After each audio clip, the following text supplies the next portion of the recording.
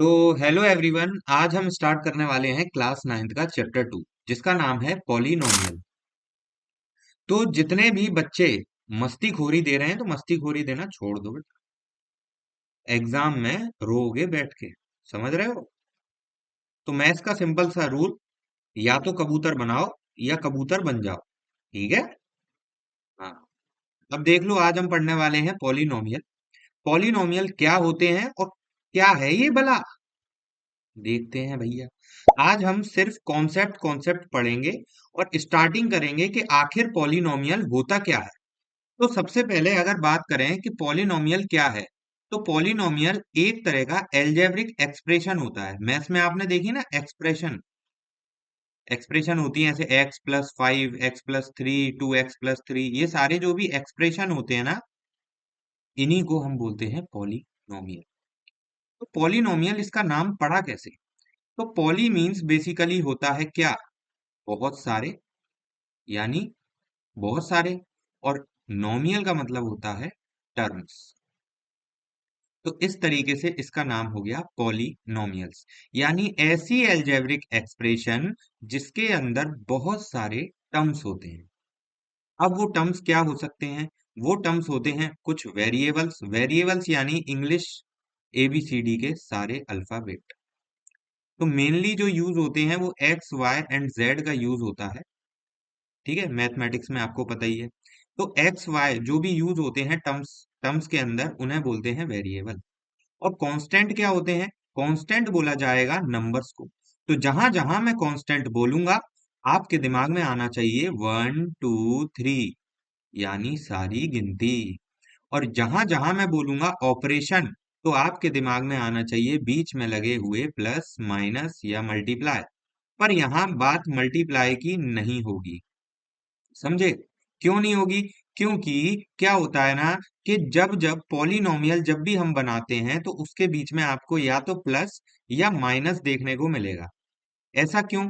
क्योंकि अगर मैं किसी भी नंबर के बीच में मल्टीप्लाई लगाता हूं, तो ये दो टर्म नहीं बनी, क्योंकि टर्म का सेपरेशन हमेशा प्लस माइनस से ही होता है। इसका मीनिंग तो ये हो गया कि ये 4x हो गया, जिसकी वजह से ये एक सिंगल टर्म हो गई। समझ में आई मेरी बात?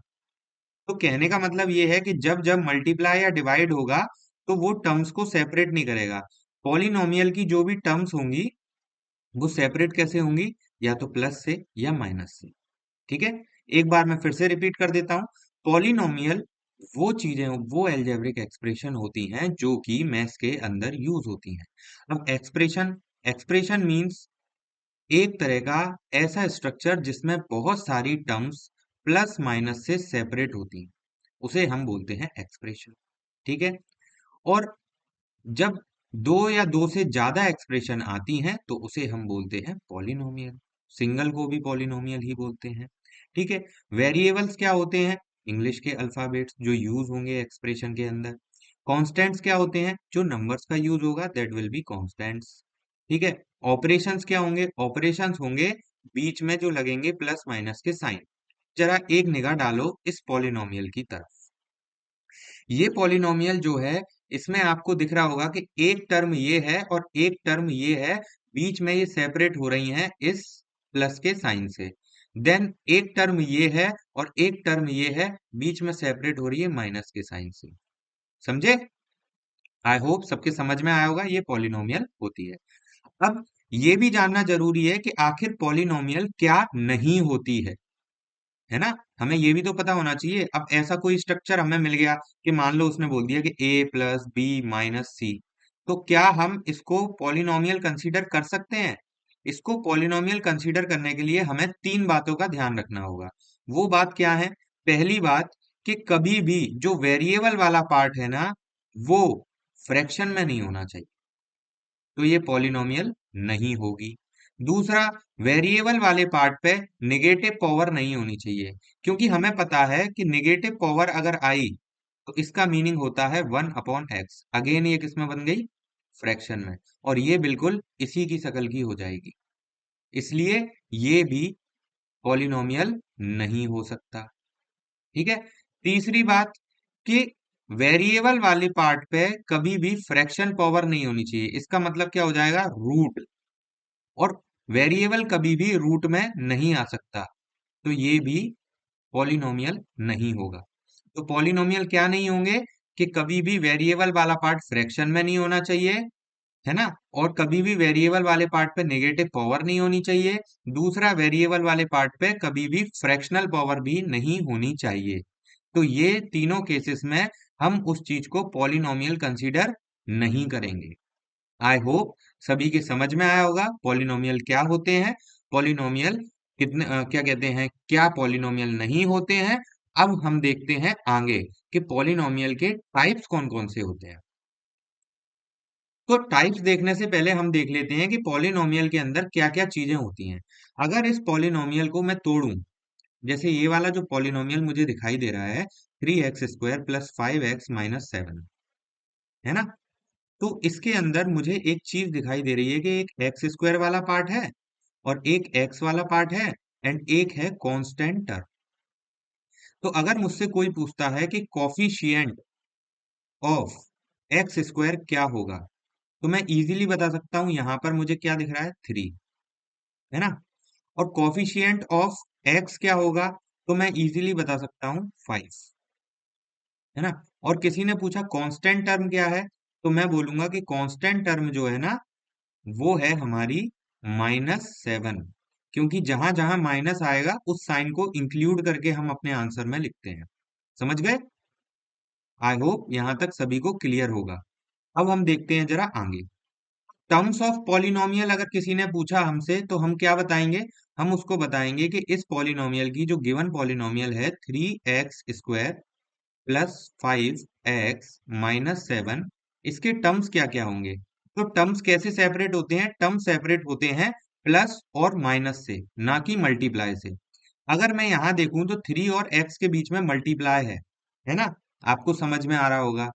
तो इसको हम टर्म नहीं बोलेंगे, टर्म हम सिर्फ किसको बोलेंगे, टर्म हम बोलेंगे हमारे प्लस माइनस वाले पार्ट को, यानी एक ये प्लस वाला पार्ट और माइनस वाला पार्ट जहां पर सेपरेशन करेगा, उसी को हम बोलेंगे टर्म।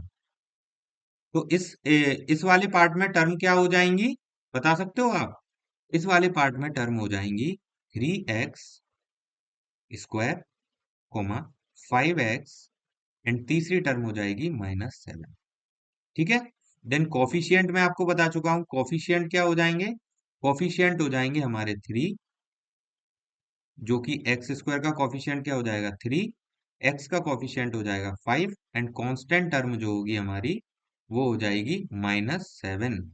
आई होप सभी को क्लियर होगा। अब चलते हैं आगे। अब जरा ये देख लो कि लाइक टर्म्स और अनलाइक टर्म्स क्या होती हैं।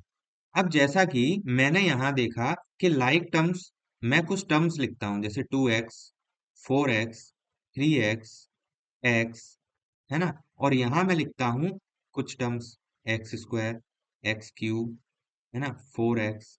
अब आपको इजीली समझ में आ रहा होगा कि यहाँ पर लाइक टर्म कैसे हैं, क्योंकि यहाँ पर वेरिएबल की डिग्रीज सेम है ना, सब में एक्स एक्स एक्स लगा हुआ है।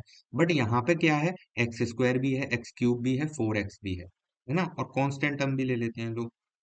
तो ये सब कहलाती हैं अनलाइक टर्म्स एंड ये सब कहलाती हैं लाइक टर्म्स। लाइक टर्म्स वो होती हैं जिनके चेहरे सेम सेम हो, यानी दो जुड़वा भाई, चंगू और मंगू, ये दोनों दिखने में सेम हैं पर इनकी हरकतें अलग अलग हैं। वैसे ही यहाँ हैं अनलाइक टर्म्स, जैसे कि एक चंगू और उसकी बहन चुलबुली, है ना, समझ में आ गया होगा। नहीं आया है तो रिपीट करके देख लेना, बाकी चलते हैं हम आगे। अब बात करने वाले हैं हम पॉलिनोमियल्स के कितने टाइप्स होते हैं। यानी ये एक परिवार है, ये एक फैमिली है, जैसे मैंने मान लिया ये है भैया शर्मा जी की फैमिली। ठीक है, इस शर्मा जी की फैमिली में कुछ बच्चे हैं, है ना, तो इनकी परिवार में कुछ बच्चे हैं। अब इनसे बोला गया कि अपने परिवार के बच्चों को कैटेगरी, मतलब बच्चों की कैटेगरी डिसाइड करो उनके कैरेक्टरिस्टिक्स के बेसिस पे, यानी उनकी क्वालिटीज के बेसिस पे हमने शर्मा जी की फैमिली के कुछ बच्चे डिवाइड करे। जैसे कि एक था सीधा साधा बच्चा, ठीक है, और और एक था उसका भाई, वो भी सीधा साधा भोला वाला, ठीक है। इनके परिवार में दो बच्चे ऐसे थे, एकदम खुरापाती शैतान, है ना। शैतान की फूफी भी इन्हें देख के डर जाए भैया, एकदम जाहिल थे कतई। तो जो सीधे साधे बच्चे थे वो शांत रहते थे, सबकी बात मानते थे, और जो जाहिल बच्चे थे ना, वो भैया सारा दिन चटोर पने में लगे रहते थे, है ना। एक दुकान थी उसी पे खड़े रहते थे। तो ये तो हो गया इनका कैरेक्टर। अ, एक इनका टाइप हो गया, किसके बेसिस पे? इनका टाइप मैंने बता दिया कि आपको इनकी क्वालिटी के बेसिस पे। दूसरा इनका टाइप मैं कह सकता हूं कि दो बच्चे थे पढ़ाई के बेसिस पे। अगर स्टडी बेसिस में देखें तो जो जो दो चटोरे बच्चे थे ना, ये पढ़ने में बहुत अच्छे थे, और जो बच्चे जो दोनों शांत रहते थे ना, वो पढ़ते भी नहीं थे। ठीक है। तो मैंने शर्मा जी की फैमिली को टू कैरेक्टर्स पे, मतलब बच्चों को डिवाइड किया।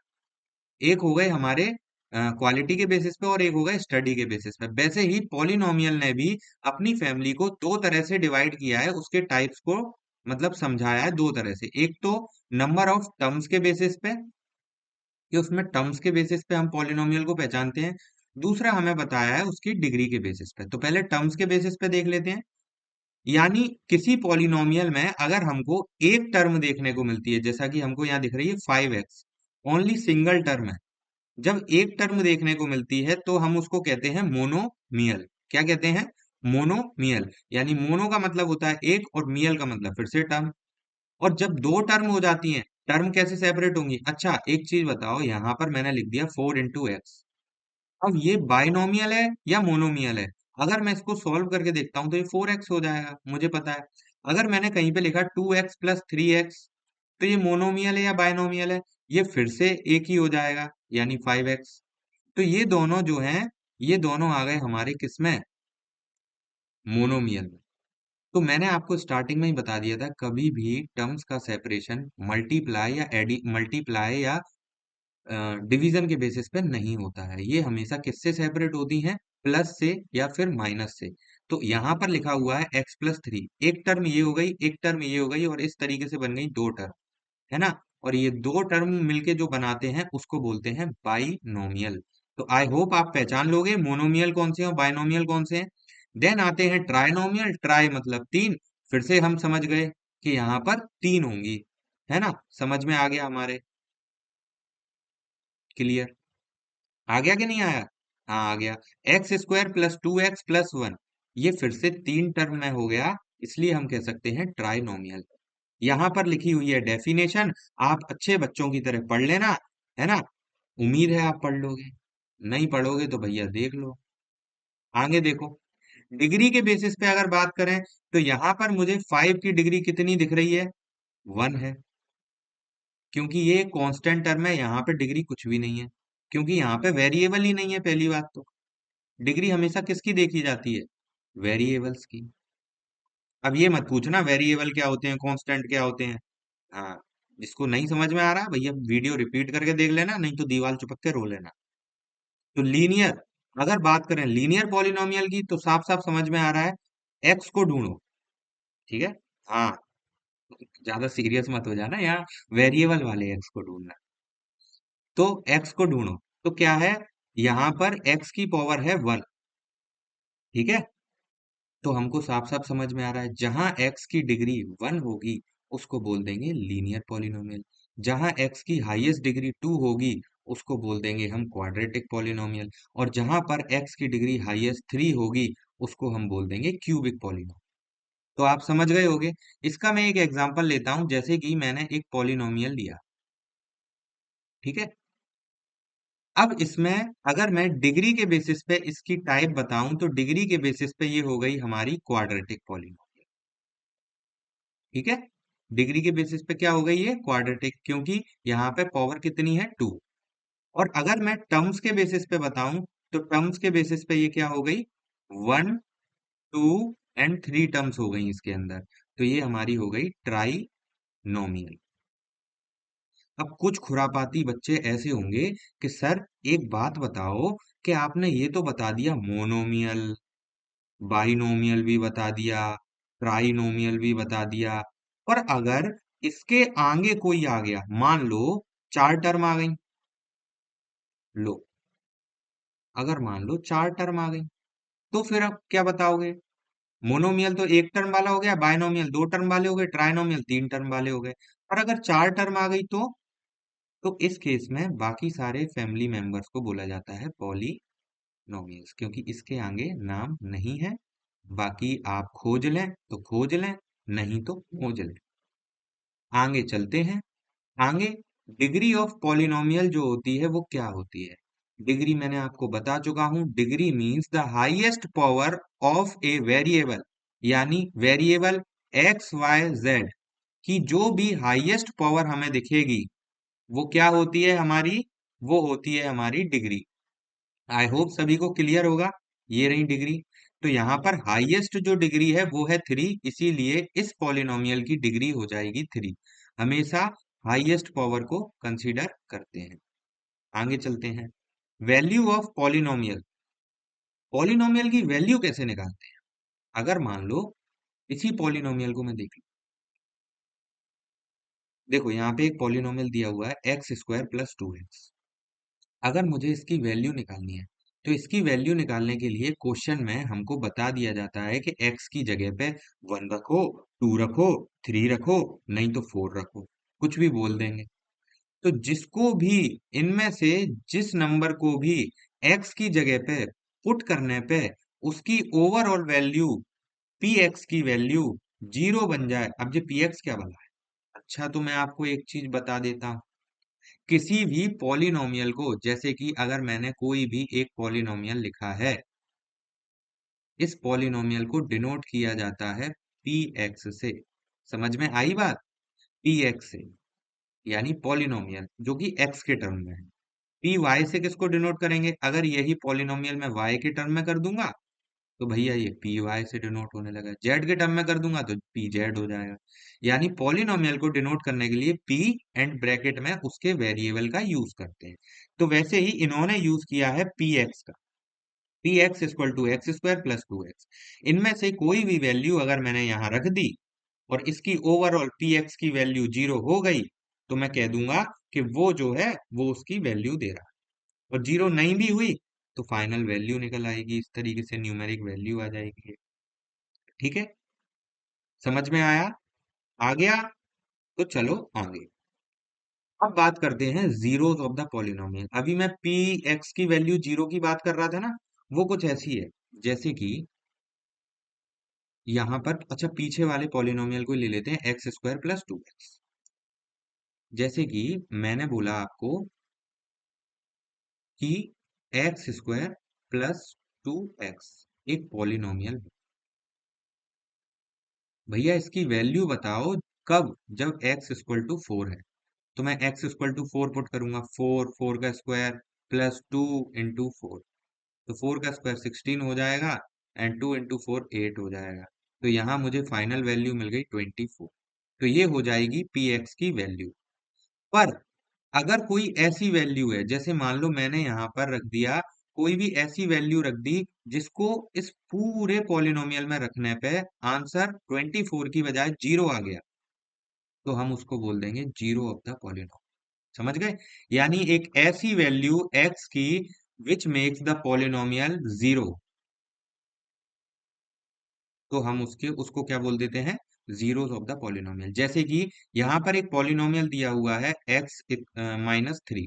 अगर जैसे ही मैं x की जगह पे अगर थ्री को पुट करता हूँ, three minus three equal to zero, तो यहाँ पर पी थ्री की वैल्यू क्या हो गई? जीरो। तो हम इसको कंसिडर कर देंगे क्या? Zero polynomial. इसको क्या बोल देंगे? Zero polynomial. आई होप सभी को क्लियर होगा।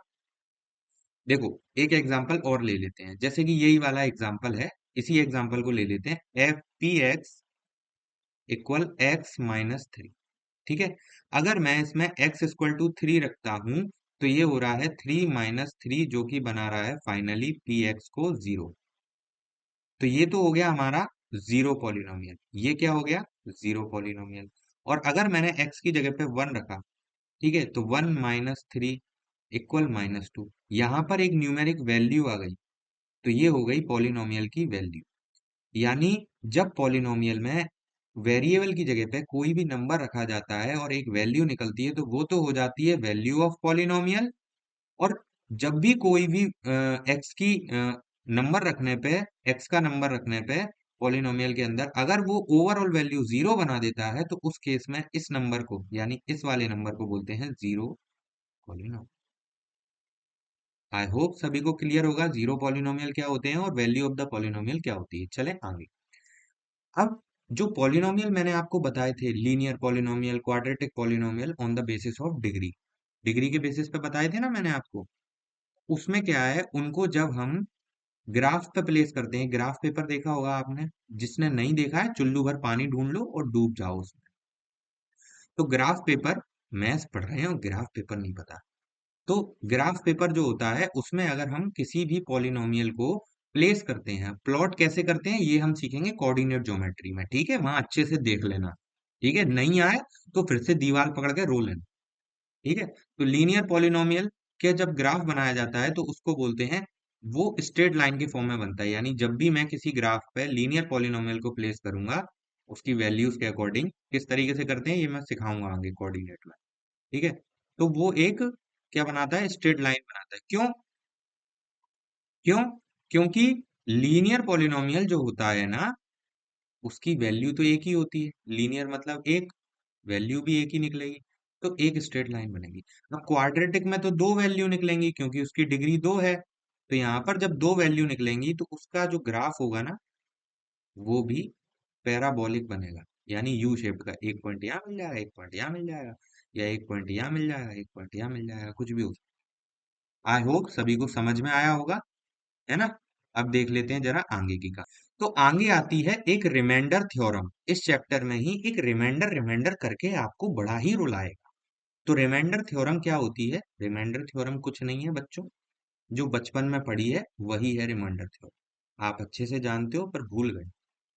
क्या है? जैसे कि हमने बचपन में पढ़ा है, क्या पढ़ा है?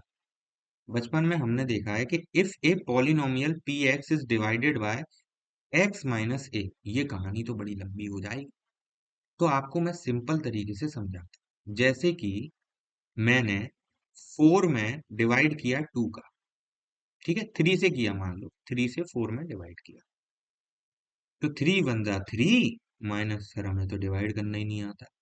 तो जिसे डिवाइड करना नहीं आता ना, भैया देख लो, धूप में खड़े हो जाओ, जाके जाओ थोड़ी धूप सेको, फिर आना दोबारा से देख। 3 बन जा 3, 4 में से 3 गया तो 1 बचा, तो ये हो गया हमारा रिमाइंडर, सबको पता है। ये होता है हमारा कोशेंट, और ये होता है हमारा डिवीजर, और ये होता है हमारा डिविडेंड, है ना। सबको क्लियर है? तो यहां से एक थ्योरम निकल के आती है, थ्योरम तो नहीं, बचपन में हमने सीखा था कि भैया डिविडेंड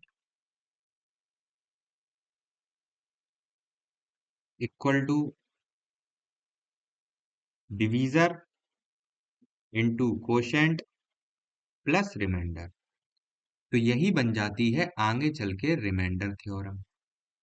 अब ये वाली जो रिमाइंडर थ्योरम है, ये इस वाली रिमाइंडर थ्योरम में कैसे आई? तो इसको हम ऐसे लिख सकते हैं कि हमें पता है कि यहाँ पर पी एक्स पॉलिनोमियल है जिसको डिवाइड किया जा रहा है इससे, तो ये क्या हो गया, ये हो गया डिवीजर, और ये हो गया हमारा डिविडेंड, है ना। तो हम इसको ऐसे लिख सकते हैं कि डिविडेंड हो गया P X equal Q X quotient and G X हमारा हो गया डिवीजर प्लस आर एक्स। समझ में आई होगी आपको, आई होप। ये पॉलिनोमियल है और जी एक्स से डिवाइड किया है यहाँ, ठीक है। मैं इसको जरा इरेज कर देता हूँ, फिर आपको क्लियरली समझ में आएगा, है ना। तो ये हो गया जी एक्स जो कि है हमारा डिवीजर, एंड ये हो गया डिविडेंड जो कि है पी एक्स। इस तरीके से ये एक रिमाइंडर थ्योरम बन जाती है, इसी की फॉर्म है, आप समझ सकते हो ध्यान से, है ना। अब आगे देखते हैं। तो आगे एक फैक्टर थ्योरम निकल कर आती है। फैक्टर थ्योरम क्या कहती है? ये दो थ्योरम है इस चैप्टर के अंदर। फैक्टर थ्योरम ये कहती है कि कोई भी पॉलिनोमियल अगर उसकी वैल्यू जीरो हो जाती है किसी भी वैल्यू को पुट करने पे, यानी जैसे कि मैंने आपको बताया था कि ये एक पॉलिनोमियल है, अगर इसमें इस तरीके से क्वेश्चन में आपको एक फैक्टर दिया जाएगा, बोला जाएगा कि ये जो है भैया ये है जी एक्स, मान लो कि जब इस पॉलिनोमियल को डिवाइड किया जाता है तो आंसर जीरो आता है, यानी रिमाइंडर जीरो आएगा। तो ये वाला जो पार्ट है ना, ये क्या होगा, इसका फैक्टर है। तो चेक कैसे करेंगे, तो इस केस में क्या होगा कि x माइनस ए को हम जीरो पुट करके देख लेंगे तो हमें पता चल जाएगा x की वैल्यू है a। ये होती है फैक्टर थ्योरम। फैक्टर थ्योरम ये कहती है कि कोई भी फैक्टर फैक्टर तब कहलाएगा किसी भी पॉलिनोमियल का जब वो उसकी ओवरऑल वैल्यू जीरो कर देगा। समझ में आई बात? तो यहाँ पर x माइनस ए लिखा हुआ है, बट इसकी जो x की फाइनल वैल्यू आ रही है वो आ रही है पॉजिटिव ए। बस इसका इतना सही है कि क्वेश्चन में ये मिलेगा, आपको यहाँ से x की वैल्यू निकाल के पॉलिनोमियल में प्लेस करनी है और आंसर जो है वो जीरो आ जाएगा। ठीक है, this is the factor theorem. अब देखते हैं आगे। तो आगे भाई, यहाँ हो गई हमारी कहानी खत्म, यानी यहाँ हो गया कॉन्सेप्ट्स का दी एंड। अब देखेंगे हम चैप्टर के क्वेश्चंस और उड़ाएंगे उनको धड़ाधड़। बाकी नेक्स्ट वीडियो में आप इस वीडियो को अच्छे से, इस क्लास को अच्छे से रिवाइज करके आएं, और इसके जो क्लास नोट्स हैं वो आपको मिल जाएंगे टेलीग्राम के ग्रुप पे। बाकी टेलीग्राम ग्रुप की लिंक जो है वो आपको डिस्क्रिप्शन में मिल जाएगी और चैनल के बायो में मिल जाएगी। ठीक है, जिन लोगों ने चैनल को सब्सक्राइब नहीं किया है, पहली बार आए, वो चैनल को सब्सक्राइब कर लें। ठीक है, मिलते हैं नेक्स्ट वीडियो में, तब तक के लिए बाय।